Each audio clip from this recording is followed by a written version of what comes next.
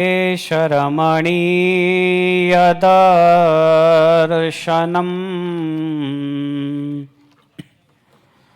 मन्दहासरुचिराननाम्बुजम् पूजितं सुरनरोत्तमैर्मुदा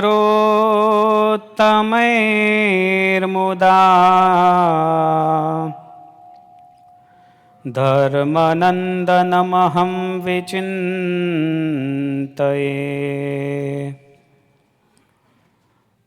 वागर्थाविव सम्पृक्तौ वागर्थः प्रतिपत्तये।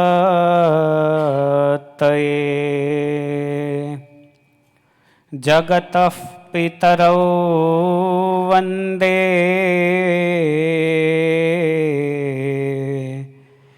पार्वती परमेश्वरौ।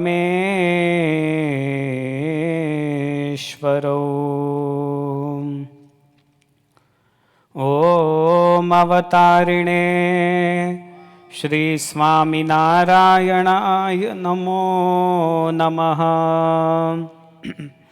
ओम श्री हरि कृष्णाय नमो नमः। ओम श्री पूर्ण पुरुषोत्तमाय नमो नमः। ओम श्री सहजानंद स्वामिने नमो नमः।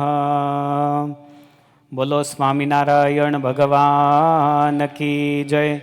श्री हरि कृष्ण महाराजनी जय। श्री लक्ष्मी नारायण देवनी जय। श्री राधा कृष्ण देवनी जय। श्री सियावर रामचंद्र भगवान की जय। श्री सिद्धेश्वर महादेव की जय। श्री कष्टभंजन देव की जय। जय स्वामीनारायण। पवित्र श्रावण मास चाली रह्यो छे।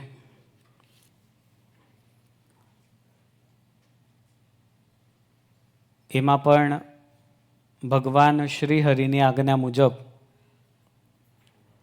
આજે આપણે બધા હરિભક્તો ભેગા થઈને સર્વોચ્ચ તીર્થક્ષેત્ર શ્રી વડતાલ ધામની શિકાગો ખાતેની વડતાલ ધામની આ શાખા એમાં વિરાજમાન સંકલ્પ સિદ્ધ શ્રી હરિકૃષ્ણ મહારાજ, શ્રી લક્ષ્મીનારાયણ દેવ આદિ ભગવત સ્વરૂપો, સિદ્ધેશ્વર મહાદેવ, ઈંડોળામાં વિરાજમાન ભગવાન શ્રીહરિ આદિ બધા જ ભગવત સ્વરૂપોને નતમસ્તક થઈને વંદન કરીશું. આજની આ રવિવારની સભામાં ખાસ કરીને જેઓની ઉપસ્થિતિ છે એવા પરમ પૂજ્ય શ્રી હરિકૃષ્ણ સ્વામી, પરમ પૂજ્ય શ્રી પ્રેમવત્સલ સ્વામી, પરમ પૂજ્ય શ્રી સુરવલ્લભ સ્વામી અને પરમ પૂજ્ય શ્રી વેદાંત સ્વામી પાર્ષદ દર્શન ભગત અને આપ સૌ ઉપસ્થિત હરિભક્તોના હૃદયમાં રહેલા પરમાત્માને વંદન કરીને સૌને જય સ્વામિનારાયણ. જય સ્વામિનારાયણ. આજે વેકેશન લાગે છે, કંઈક રજાનો દિવસ છે કઈ આજે? શું છે આજે સ્પેશિયલ કેવીરભાઈ? કોક તો બોલ્યું હતું કે આજે છેલ્લા દિવસો છે. હા, સ્કૂલ ચાલુ થવાના છેલ્લા દિવસો છે એટલે દીકરાઓને લઈને છેલ્લે ફરવા ગયા હોય. જય સ્વામિનારાયણ.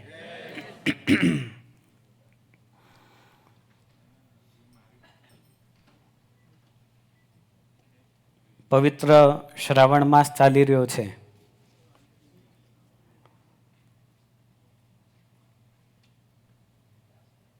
ચાતુર્માસની અંદર શ્રાવણ માસ આવે છે.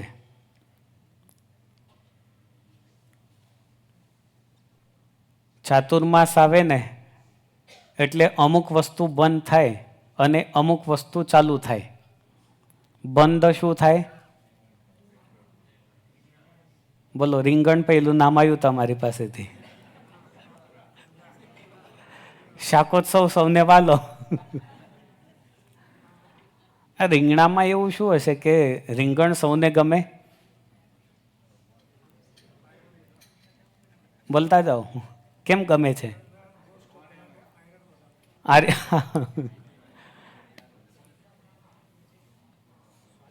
સ્વાદિષ્ટ હોય. અને ભગવાનને પણ રીંગણ વાલા હતા.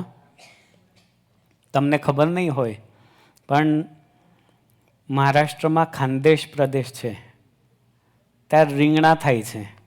જોયા છે રીંગણા કેવા હોય ત્યાં? અહીંયા ફ્લોરેન્સમાં આપણું સ્વામિનારાયણ મંદિર છે ને, ત્યાં જે હરિચરણ સ્વામીએ થોડા બીજ વાવેલા છે. એકદમ પોચા રીંગણ, રૂ જેવા. અને એક રીંગણ જુઓ તો આવડું થાય, નેચરલ. આ પેલું દૂધીમાં ઇન્જેક્શન મારીને મોટી કરી નાખે એવું નહીં, આ તો નેચરલ. હા,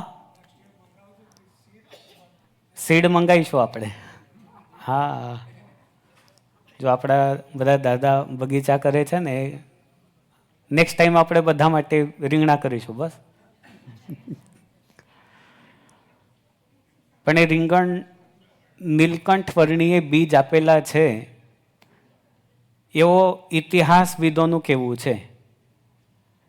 એનું પ્રમાણ શોધવા માટે બહુ પ્રયત્ન કર્યો મહારાષ્ટ્રની લાઇબ્રેરીઓમાં. નીલકંઠ વર્ણી જ્યારે વન વિચરણ કરીને પંઢરપુરથી નીકળ્યા ને, ત્યારે વચ્ચે જલગાંવ આવે છે. જલગાંવ જિલ્લો, એમાં યાવલ ને બધું આવી ગયું. એની અંદર વર્ણિરાજે એ બીજ આપેલા અને ત્યારથી આજ સુધી એ રીંગણ બધે જ પ્રખ્યાત છે. તો તમે જો જોવા માટે જાઓ તો એ રીંગણ સૌને ગમે એ સહજ અને સ્વાભાવિક છે. મહારાજને પણ રીંગણ બહુ વાલા હતા. જો તમે ચરિત્રોના અભ્યાસુ હો તો એની અંદર વારે વારે તમને એક વસ્તુ દેખાય કે મહારાજે સદગુરુ સચ્ચિદાનંદ સ્વામીને આજ્ઞા કરી કે જાઓ રાધા વાવથી રીંગણ લઈ આવો. અને રીંગણ લાવ્યા અને મહારાજે જાતે શાક બનાવ્યું. તો આવા અનેક ચરિત્રો એ રીંગણ સાથે જોડાયેલા છે. આપણી વાત હતી કે રીંગણ બંધ થાય, શેરડી બંધ થાય, મોગરી બંધ થાય. મોગરી એટલે ખબર છે ને, પેલી શીંગો આવે છે. મૂળા બંધ થાય. બીજું શું બંધ થાય? હા, જામફળ બંધ થાય. જામફળ ના હોય, બીજું કંઈક. આ ડોશી પુરાણમાંનું છે જામફળનું. ઓરિજિનલ નથી. અને ચાલુ શું થાય? ઉત્સવો ચાલુ થાય, જુદા જુદા ઉત્સવો. અને ઉત્સવ આવે એટલે જમવાનું તો આવે જ. સારું સારું. તો ઉત્સવ પ્રિયા ખલો માનવાહ, એવા કવિ કાલિદાસજી કહેતા. માણસને સાહજિક રીતે ઉત્સવ બહુ વાલા છે. જુદા જુદા ઉત્સવ ઉજવાતા હોય અને ભગવાન સુધી પહોંચાતું હોય ને એવા ઉત્સવો. શ્રીમદ સત્સંગી જીવનની અંદર ચાતુર્માસની અંદર ઉજવાતા ઉત્સવોનું સવિસ્તર વર્ણન કરેલું છે. આમ તો ચાતુર્માસનો પ્રારંભ થઈ ચૂક્યો છે. ચાતુર્માસની અંદર તમે બધાએ નિયમ પણ લીધા હશે. કોણ એવું છે કે જેને નિયમ નથી લીધા ચાતુર્માસમાં? નથી લીધા. એક જ ખાલી, બાકી બધાય લીધા છે? હવે કોને કોને નિયમ લીધા છે હાથ ઊંચો કરો તો. નથી લીધોમાં એક જ નામ આવ્યું, અમુક ન્યુટ્રલમાં છે, કોઈ જગ્યાએ નહીં. આપણા મંદિરથી એક સામૂહિક નિયમ આપેલો છે કે પરચા પ્રકરણના પાઠ કરવા. મહારાજે તો કેટલી બધી પોસિબિલિટી આપણને આપી છે. જો ચાતુર્માસની અંદર નિયમ લેવા માટે અસમર્થ હોય તો મહારાજ કહે છે એને શ્રાવણ માસને વિશે નિયમ લેવો, પણ લેવાનો ચોક્કસ. મહારાજે એમાં કોઈ બાંધછોડ નથી કરી. 3 મહિનામાંથી ફક્ત 1 મહિનાનું મહારાજે કરી દીધું. તો ચાતુર્માસમાં આષાઢ, શ્રાવણ, ભાદરવો અને આસો, એનો થોડોક કારતક મહિનો પણ આવી જાય. જો ચાતુર્માસને વિશે કોઈ નિયમ કે વ્રત ના લે તો શ્રાવણ માસને વિશે તો અવશ્ય નિયમ લેવો જોઈએ. તો મહારાજે શિક્ષાપત્રીમાં આજ્ઞા કરી, વિશેષ નિયમો ધાર્યશ ચાતુર્માસે ખિલૈરપી. ચાતુર્માસને વિશે અવશ્ય નિયમ ધારણ કરવું. મહારાજ છે ને નિયમની દ્રઢતાવાળા હતા. મહારાજ પાસે એક યુવાન આવ્યો, આવી રીતે સભા ભરાઈને બેઠી હોય, મહારાજ કહે કે શું નિયમ લીધા? એટલે તરત જ જુદા જુદા નિયમ કહેતા હોય, એમાં એક યુવાનને પૂછ્યું, ભાઈ તે શું નિયમ લીધો? તો કે મહારાજ મેં તો કંઈ નિયમ લીધો જ નથી, પણ એક વિચાર મને આવ્યો કે સત્સંગમાંથી ક્યારે પણ હું દૂર ના જાઉં ને, એવો મેં આજે મહારાજ પાસે સંકલ્પ કરેલો છે. મહારાજ તો એના પર બહુ પ્રસન્ન થઈ ગયા કે વાહ ભાઈ વાહ, ગમે તે થાય પણ સત્સંગમાંથી ક્યારે પણ જુદા થવાની વાત કે સંકલ્પ પોતાના મનમાં પણ આવવો જોઈએ નહીં. સત્સંગ છે ને એ જીવને બળ આપે છે. તમને એવું થાય કે નિયમની વાત આવે એટલે નિયમ એટલે શું? તમે કહેશો કે રૂલ, પણ નિયમ શબ્દની વ્યાખ્યા નિયત આચરણમ ઇતિ નિયમઃ.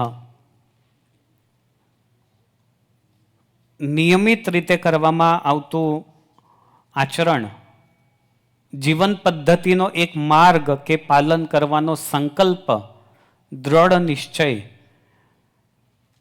એને નિયમ કહેવાય છે. એના ઘણા બધા પ્રકાર છે, જેમ કે વ્યવહારિક જીવનમાં પણ નિયમ હોય છે.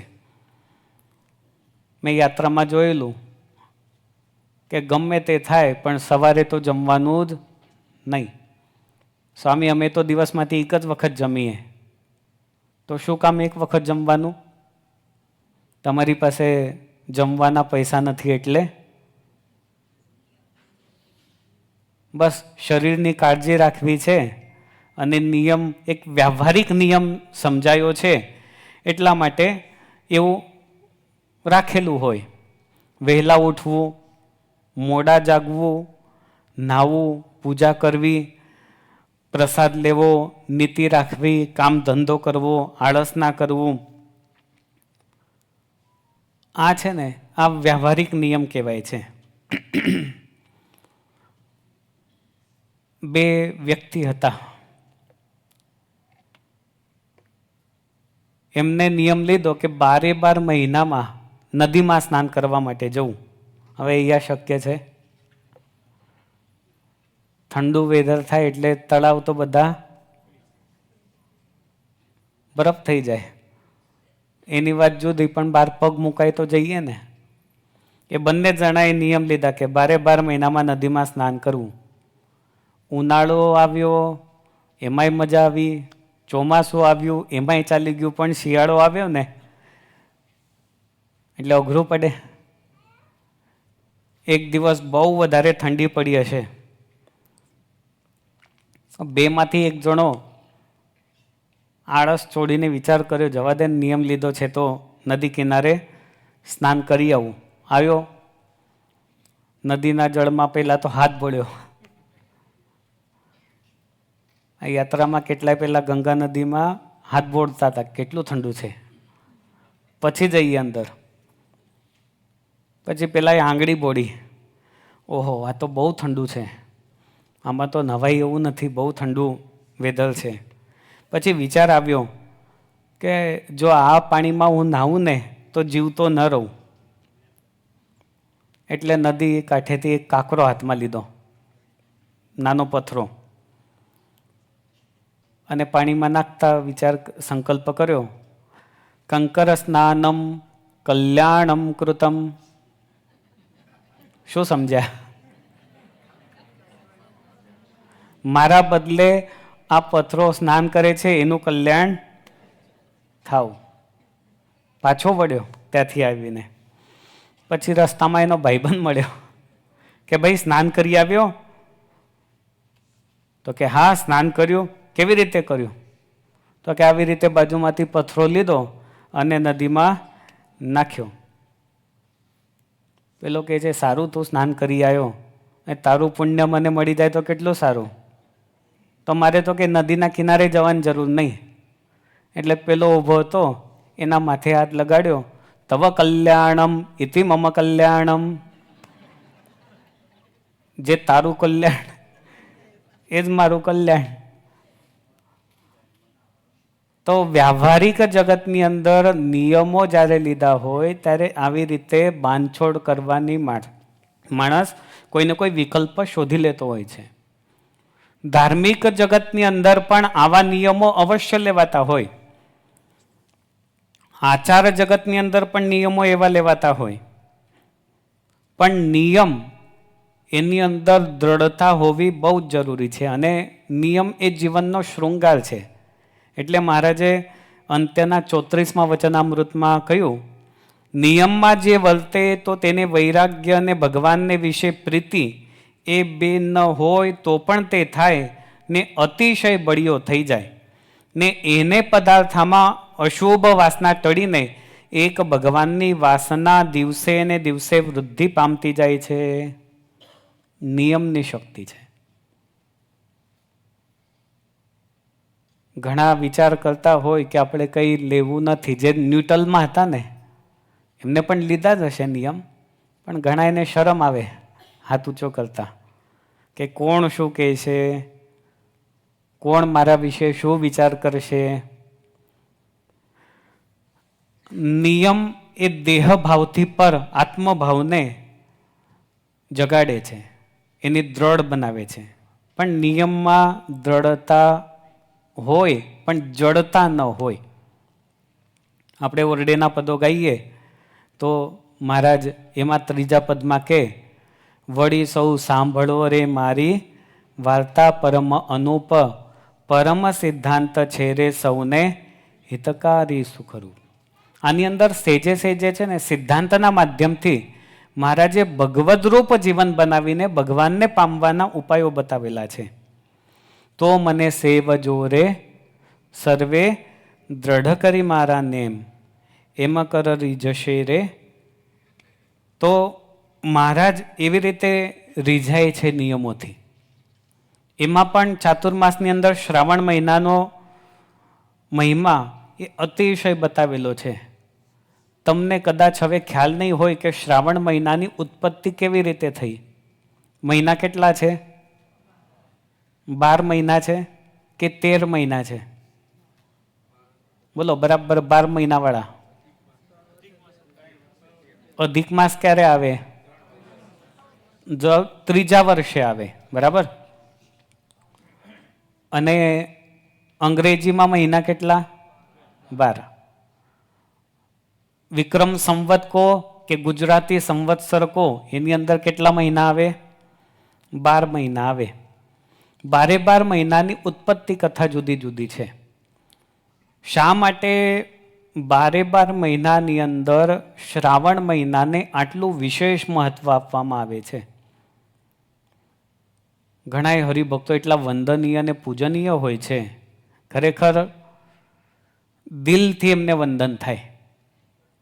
શ્રાવણ મહિનો ચાલુ થાય એના પહેલાં તપના નિયમ લેવાતા હોય. શ્રાવણ મહિનો આવે એટલે ભજનના નિયમો લેવાય. શ્રાવણ મહિનો આવે એટલે મંદિરમાં આવવાના નિયમો લેવાય. અમારા રજનીભાઈ છે તો દરરોજ શ્રાવણ મહિનામાં સવારે મંદિરમાં ભગવાનના દર્શન કરવા આવવાનો નિયમ લીધો. તો આવા જુદા જુદા નિયમો તો બધા લેતા જ હોય. તો શા માટે આટલું મહત્વ છે? એની ઉત્પત્તિ કેવી રીતે થઈ? તમને ટૂંકમાં કહું તો સમુદ્ર મંથન થયું. હવે કથા આપણે ફાસ્ટ લઈ જવી છે એટલે હું તમને પ્રશ્ન પૂછું, એના જવાબ આપતા જજો. સમુદ્ર મંથન કોની કોની વચ્ચે થયું? દેવ અને દાનવ. એમને મંથન કરવા માટે વચ્ચોવચ સમુદ્રમાં શું મૂકેલું? મંદરાચલ પર્વત. મંથન કરવા માટે શું જોઈએ? દોરી જોઈએ ને. હવે દોરી કઈ હતી? વાસુકી નાગ હતું. હવે પર્વત નીચે ડૂબી જાય તો એને આધાર માટે શું થયું? કાચબો નહીં, કચ્છ ભગવાન, કુર્મ ભગવાને અવતાર ધારણ કર્યો. બરાબર છે? બરાબર છે, તમારો જવાબ કંઈ ખોટો નથી. એક બાજુથી દેવો અને બીજી બાજુથી દાનવો.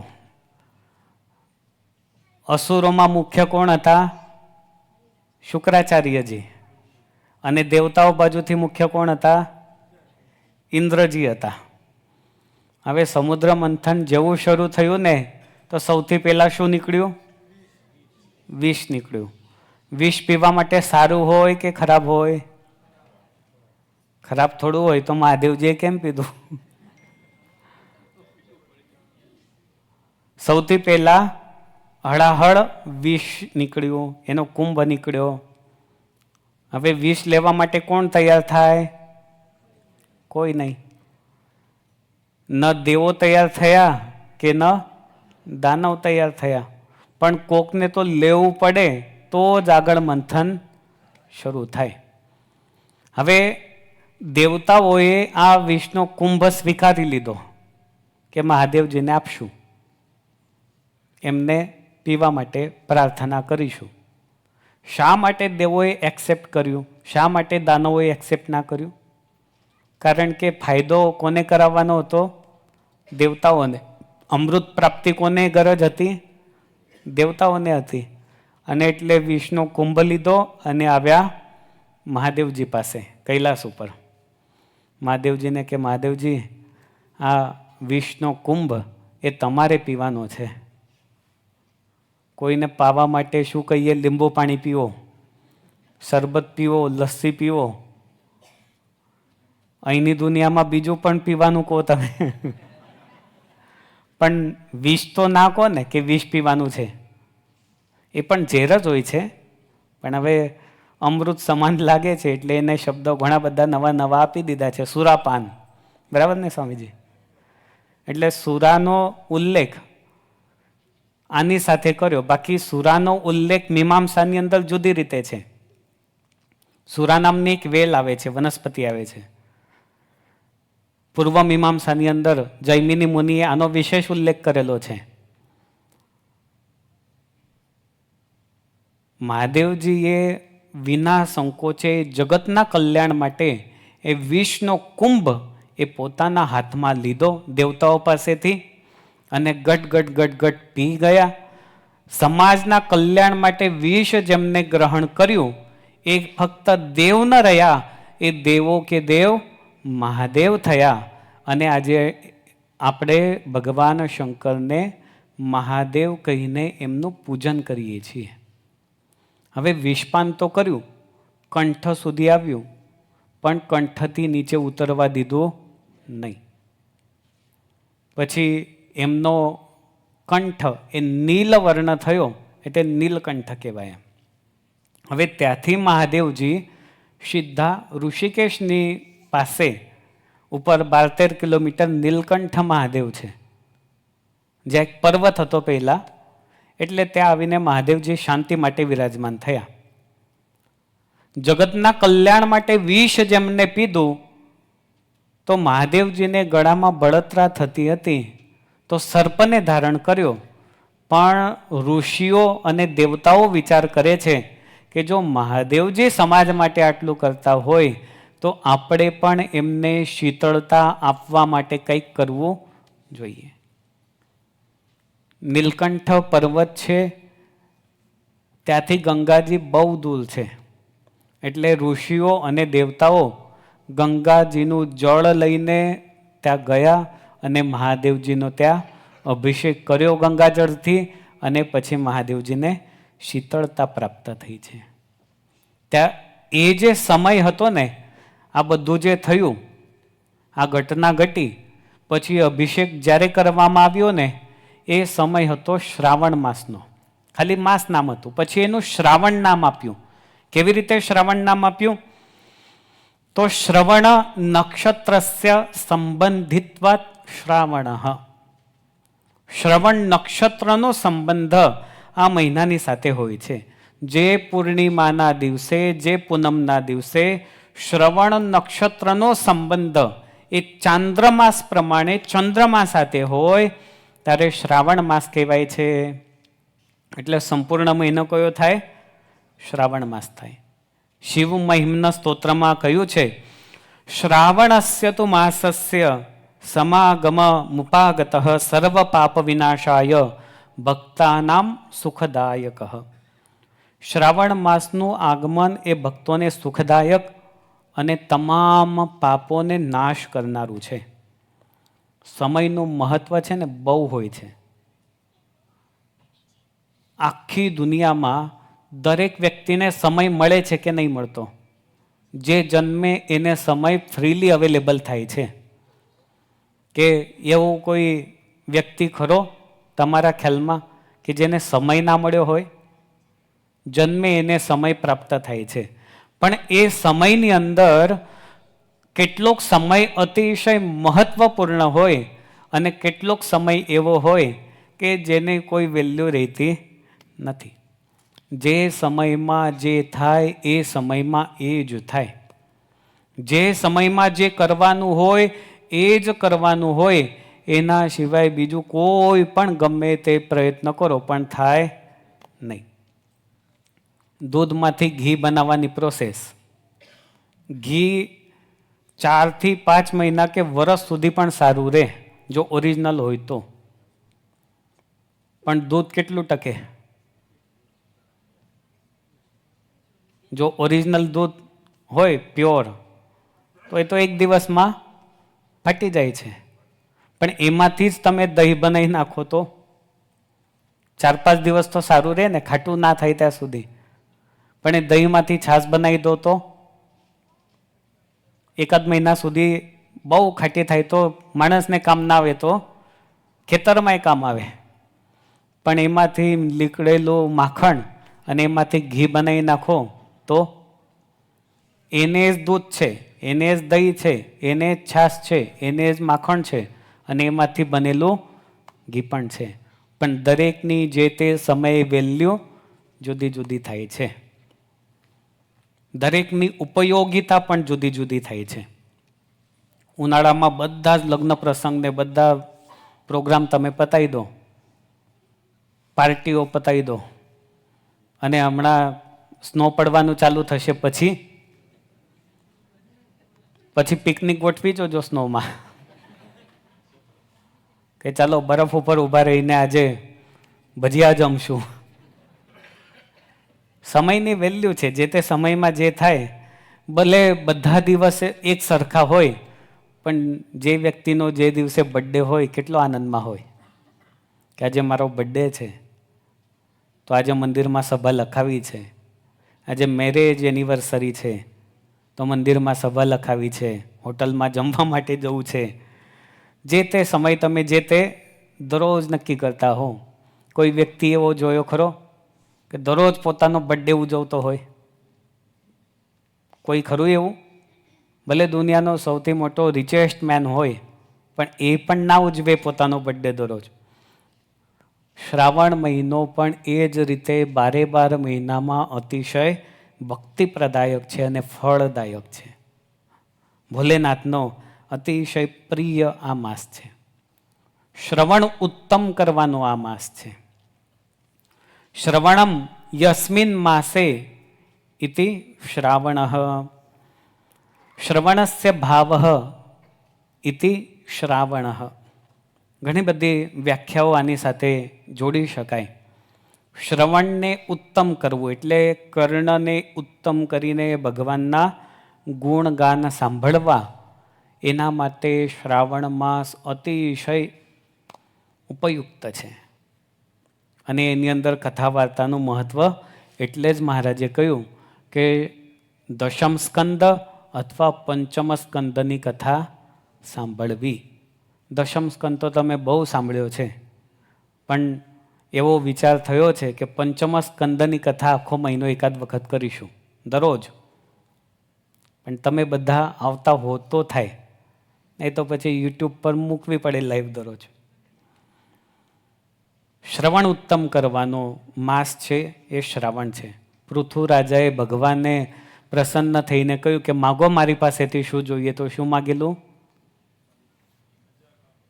કેટલા? 10,000 કાન માગ્યા. હવે 10,000 કાન ક્યાં ક્યાં લાગ્યા હશે? 2 તો અહીંયા છે. આખા બોડી ઉપર તમે 10,000 આવડા ગોઠવી દો ને તો પણ 10,000 કાનનો અર્થ એવો થાય કે 2 જ કાનની અંદર એટલી શક્તિ કે 10,000 કાન શ્રવણ કરી શકે. ઘણા વ્યક્તિઓ તમે જોજો કાનમાં રૂ ભરાવતા હશે કાં તો કંઈક પેક કરતા હશે. શું કામ?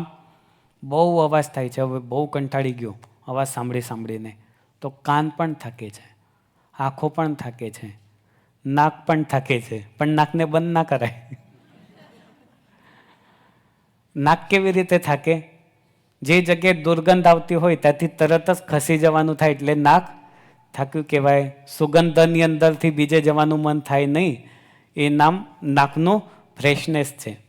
તો શિવજીને પ્રસન્ન કરવા માટે આ શ્રાવણ માસ અતિશય ઉપયુક્ત છે. અને એટલે ભગવાન સ્વામિનારાયણે શિક્ષાપત્રની અંદર ઘણા બધા શ્લોકોની અંદર શ્રાવણ મહિનાની અંદર શું કરવું એવી આજ્ઞાઓ પોતાના ભક્તોને કરેલી છે.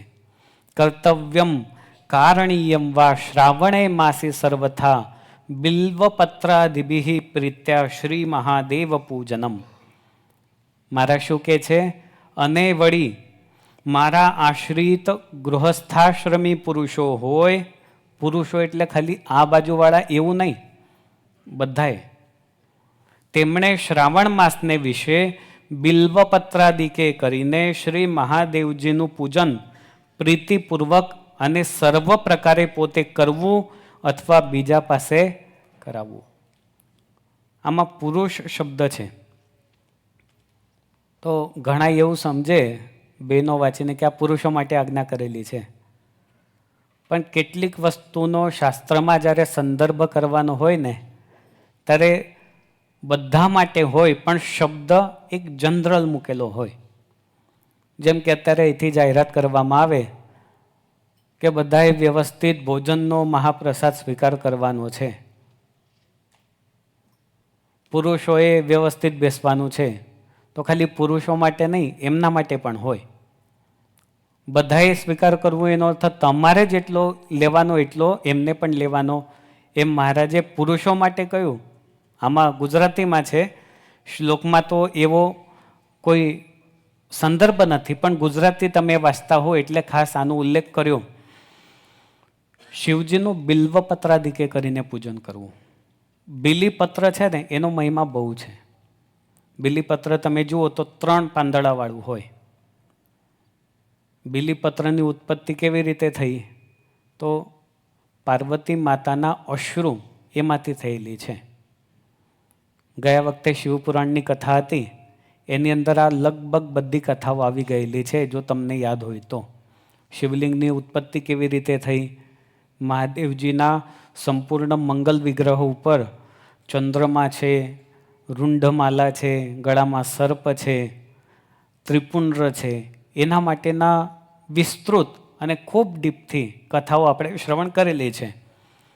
બિલીપત્રની ઉત્પત્તિ એ પાર્વતી માતાના અશ્રુમાંથી થઈ અને એટલે મહાદેવજીએ સ્વીકાર્યું કે આનાથી જે મારું પૂજન કરશે એને હું સ્વીકારીશ. ચારધામની યાત્રામાં જે કેદારનાથ આવેલા ને એ બધા ચાંદીના બિલીપત્ર લાવેલા. હવે ત્યાં તો બિલીપત્ર થોડા ઘણા અવેલેબલ થાય, પણ છેલ્લે તો આપણું માઇન્ડ સારામાં સારું, તો ચાંદીના બિલીપત્ર લાવેલા. અને જે રાત્રે 2 વાગે ગ્રુપની અંદર પૂજા કરવા માટે ગયા ને ત્યારે બધાએ ચાંદીના બિલીપત્રથી ત્યાં કેદારનાથમાં શિવજીનું પૂજન કરેલું. એનો ખૂબ મહિમા છે. આખા મહિના સુધી આપણા વડતાલ ધામ પેલેટાઇનની અંદર આવી રીતે શિવજીનો અભિષેક થાય છે, પૂજન થાય છે. એટલે મહારાજની આજ્ઞા પ્રમાણે તમારે પણ એનો લાભ લેવાનો. દર રવિવારે અહીંયા બિલીપત્રથી પૂજન થાય.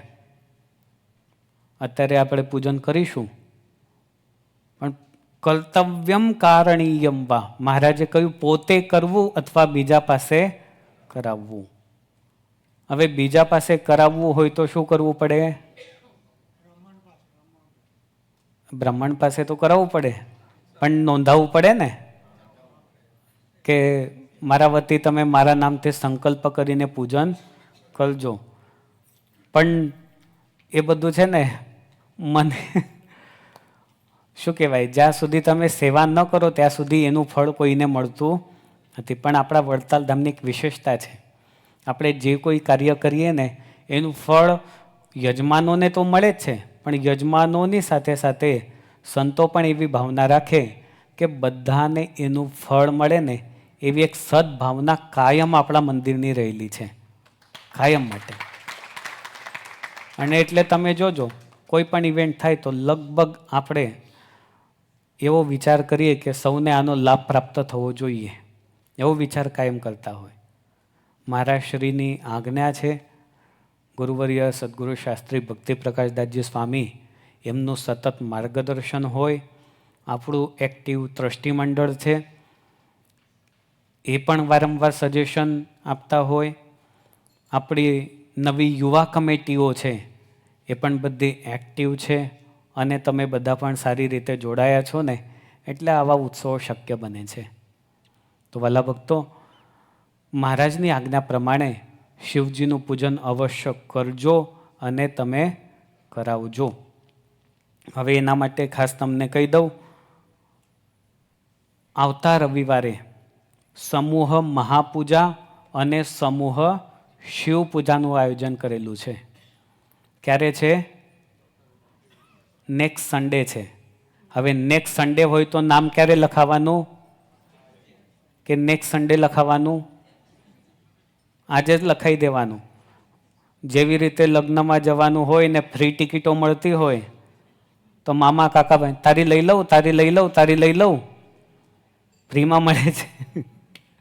એવી રીતે આમાં પણ બધાને પૂછી લેવાનું કે ભાઈ હું મંદિર આવ્યો છું, તારું નામ લખાઈ દઉં અને લખી જ દેવાનું. હારપાર કોલેજની ઇવેન્ટ થઈ ને તો આશ્ચર્ય હતું. અમારે જય કે સ્વામી 2 વીકમાં તો બધું પેક એકદમ. અને એવી રીતે પેક થયું, ધારો કે કોઈ દાદા હોય તો પૂછી લે, ઘનશ્યામ માસ્તર હોય તો દીકરાઓને કે દીકરીઓને કે મામા કાકા ભાઈ બધાને પૂછી લે કે ભાઈ હું જવાનો છું, તારું નામ લખાઈ દઉં છું, ભેગું ભેગું આવવાનું છે તારે. એવી રીતે મહાપૂજામાં અને શિવ પૂજનમાં બધાએ અવશ્ય જોડાવાનું છે. તમારે સ્વૈચ્છિક જે સેવા ત્યાં લખાવવી હોય એ લખાવજો અને બધા એનો લાભ લેજો, આ બાજુવાળા અને પેલી બાજુવાળા.